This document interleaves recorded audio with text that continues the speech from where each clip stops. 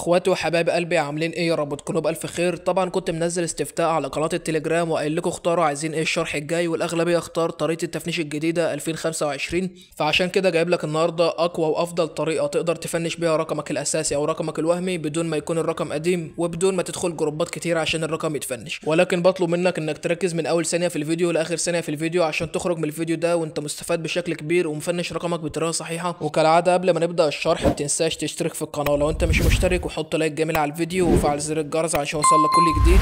ويلا بينا اربط حزام الامان لان الرحله هتبدا الان. وما تنساش تصلي على النبي عليه الصلاه والسلام. بص يا حبيب قلبي، اول حاجه لازم تشغل رقمك الفينش او اللي انت عايز تفنشه على نسخه الاعمال او النسخه الرسميه، الاتنين واحد. ولكن لو انت عندك الاعمال فاضيه انصحك انك تشغل رقمك الفينش عليها لان هي قويه في الابلاغات، وغير كده بتشغل رقمك الفينش لمده طويله جدا. ولكن انا مشغل رقمي الاساسي على النسخه الرسميه لان الاعمال عندي حاطط عليها الرقم الاساسي. فاول حاجه تروح تفتح النسخه الرسميه اللي هي عليها الرقم الفينش.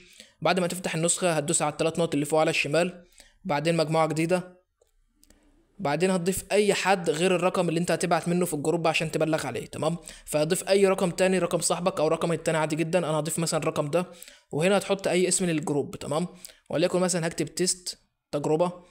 وعندك هنا قبل ما تدوس على علامه الصح ديت عندك هنا حاجه اسمها الرسائل ذاتيه الاختفاء، هتدوس عليها وبعدين هتختار 24 ساعه، وهقول لك كمان شويه احنا فعلناها ليه. تمام؟ بعد كده هتدوس على علامه الصح، وكده بيقول لك جري انشاء المجموعه. وزي ما انت شايف كده الجروب اتعمل من الرقم الفينش اللي احنا عايزين نفنشه اصلا. تمام؟ المهم تدوس على اسم الجروب من فوق، وبعدين تروح على حاجه اسمها اضافه وصف للمجموعه، وهنا هتكتب اي حاجه. تمام؟ اهم حاجه ما تسيبهاش فاضيه، اكتب اي حاجه عادي. انا مثلا هحط الشرطه ديت بالشكل ده كده، انا حطيت وصف للجروب. تمام؟ وزي ما انت شايف انا اهوت، انا الادمن اللي هو الرقم الفينش اصلا، انا صاحب الجروب، وده رقم انا ما اعرفوش. تمام؟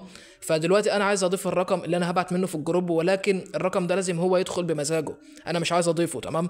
فالتركايه كلها بقى في الحته ديت، انك انت هتيجي هنا وتدوس على الدعوه عبر الرابط وهتدوس عليه، وبعدين تعمل نسخ الرابط. تمام؟ بعد ما نسخت اللينك بالشكل ده هتروح تبعته لرقمك التاني اللي انت عايز تدخله الجروب وتبعت منه البندات بقى وتبلغ عليه والكلام ده. تمام؟ فطبعا الرقم على نسخه الاعمال هتيجي هنا وتحط اللينك، وبعدين هتدخل من اللينك بتاع الجروب، لان دلوقتي هيظهر انك انت واحد غريب داخل الجروب وعمال بترمي رسائل مخالفه وارقام وبتاع. فاكيد لما صاحب الجروب هيبلغ عليك الارقام اللي انت حاططها في البند هتطير. تمام؟ ديت بقى التركايه في الحوار كله، ان هنا دلوقتي اصبح ان صاحب الجروب هو الرقم الفينش وانا واحد عضو عادي جدا عنده. لو رميت اي رساله مخالفه هيبلغ عليا والارقام هتطير. تمام؟ فطبعا انا جايب لك بند قوي جدا بيطير اي رقم مهما كان فاتح بقى اعمال او معدل اي حاجه، كده كده هيطير لان البند لسه متلغم وقوي جدا. تمام؟ وكلنا عارفين ان شكل اي بند بيكون مثلا في اخر البند اللينك ده، وتلاقي فوق هنا كلمتين مكتوب مثلا مرحبا مش عارف صديقي والكلام ده. المهم بيكون في كلام فوق، وهنا في اخر البند الرابط ده. تمام؟ ففي اخر الرابط ده لازم تحط الرقم اللي انت عايز تطيره.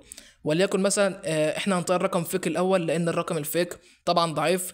فانا بنصحك انك اول ما هتيجي تطير ارقام لازم تطير رقم وهمي، وانصحك انك تشوف مثلا المواقع بتاعه الارقام، خصوصا ارقام هولندا وفنلندا لانهم اضعف من بعض جدا. وزي ما انت شايف طبعا الارقام بتاعه هولندا رمز الدوله بتاعتها 31. بعد ما تكتب الرقم بالبند هتبعت البند بالشكل ده في الشات، وبعدين هتروح على الرقم الفينش وهتفتح الجروب هتلاقي الرساله وصلت. تمام؟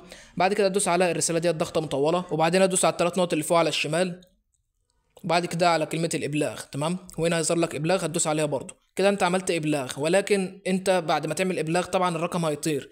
لو ما طرش بقى هتعمل إيه؟ كل اللي هتعمله إنك هتعمل كمان إبلاغين اتنين. تمام؟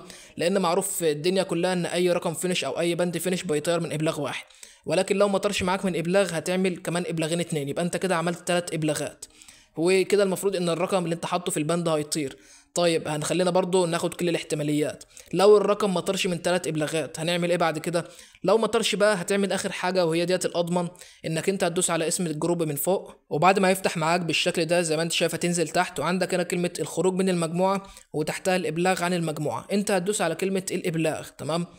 وهنا هتلاقي ظهر علامه الصح بيقول لك الخروج من المجموعه. لو انت سبت علامه الصح ديت هتخرج من المجموعه، فاحنا مش عايزين كده، هتشيلها خالص. بعدين هتدوس على كلمه ابلاغ، وهنا بيقول لك نشكرك على تقديم الابلاغ، وعندك كلمه موافق هتدوس على كلمه موافق. تمام؟ ايه اللي حصل دلوقتي بقى؟ اللي حصل انك انت الادمن والمشرف بتاع الجروب بتبلغ على الجروب بتاعك. انت متخيل؟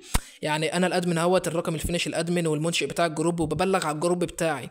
يعني ديت حاجه طبعا حاجه مش معقوله اصلا ولا حاجه طبيعيه. فبعد ما تعمل الابلاغ ده الرقم اللي انت حاطه طبعا في البند هيطير. ليه بقى؟ لانك انت لما بتدوس على الابلاغ هنا بيقول لك ستتم اعاده توجيه اخر 5 رسائل وردتك في هذه المجموعه الى واتساب، ولن يتم اختار اي من اعضاء المجموعه. تمام. فبعد ما انت بتعمل الابلاغ اخر 5 رسائل في الجروب بيوصلوا للدعم زي ما انت شايف هنا، بيقول لك نشكرك على تقديم الابلاغ، ومكتوب هنا ترسل البلاغات الى واتساب. وهنا طبعا البلاغات ديت لما بتروح على الواتساب هم بيشوفوا الجروب، لو في طبعا رساله مخالفه الرساله ديت الرقم اللي هو فيها بيطير. طب يا عم كيمو، انت كنت مفعل حاجه اسمها الرسائل ذاتيه التوقف ديت، لازمتها ايه بقى؟ تعالى هنا كده زي ما انت شايف عندك هنا الرسائل ذاتيه الاختفاء، انا مفعلها لمده 24 ساعه. ليه انا اصلا فعلتها؟ لان طبعا انتوا سامعين ان اليومين دول في جروبات بتطير والكلام ده، فكل 24 ساعه الرسائل اللي هي في الجروب من كتر الابلاغات ممكن الجروب بتاعك يطير اصلا اللي انت بتطير فيه. فعشان كده انت تفعل الرسائل ديت ذاتيه التوقف. طبعا بعد 24 ساعه الرسائل ديت كلها بتتمسح، وطبعا هو ده الافضل ليك، لان طبعا لو الجروب طار منك كل الادمن اللي فيها هيطيروا وهتدخل في حوار تاني عشان تفك ارقامك والكلام ده. فده الافضل طبعا. وكده نكون احنا خلصنا شرح النهارده، والرقم بتاعك هيكون اتفنش بنسبه 100% ان شاء الله. جربها على كل ارقامك، لو ما تفنش بالطريقه ديت على رقم منهم جرب اي رقم تاني، حتى لو رقم اساسي او رقم فيك ضعيف بقى او جديد او قديم، اي حاجه عادي. تمام. وبس كده يا اخواتي، اشوف الشكر على خير الفيديو الجاي. سلام.